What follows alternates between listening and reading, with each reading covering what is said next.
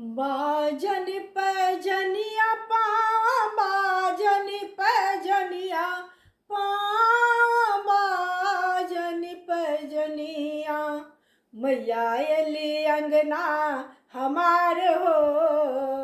पाँव बाजन पैजनिया मैया एली अंगना हमार हो।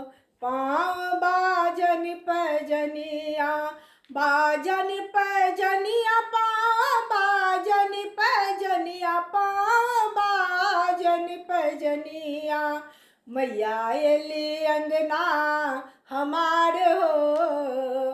पाँव बाजन पैजनिया लाल साड़ी लाल चुनरिया लाल साड़ी लाल चुनरिया लाले छन फूलक हार हो। पाँव बाजन पैजनिया लाले छन फूलक हार हो। पाँव बाजन पैजनिया मैया एली अंगना हमार हो। पाँव बाजन पैजनिया कहमा नहले मैया कहाँ लट झरलनी कहमा नहले मैया कहाँ लट झरलनी कहमा ही केलनी श्रृंगार हो। पाँव बाजन पैजनिया कहमा ही केली श्रृंगार हो। पाँव बाजन पैजनिया मैया एली अंगना हमार हो। पाँव बाजन पैजनिया गंगा नहले मैया बाटे लट झरलनी गंगा नहले मैया बाटे लट झरलनी गंगा नहले मैया बाटे लट झरलनी गहबर केलनी श्रृंगार हो। पाँव बाजन पैजनिया गहबर केलनी श्रृंगार हो।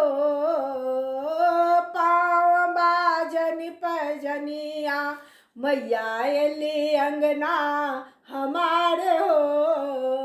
पाँव बाजन पैजनिया मैया एली अंगना हमार हो।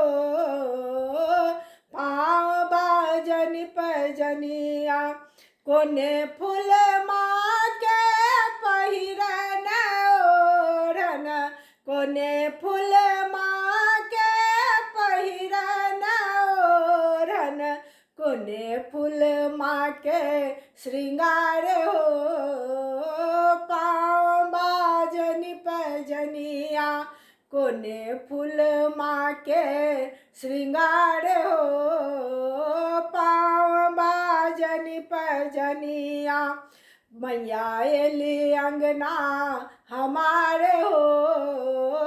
पाँव बाजन पैजनिया बेली फूल माँ के पहिरन ओढ़न बेली फूल माँ के पहिरन ओढ़न अड़हुल फूल माँ के श्रृंगार हो।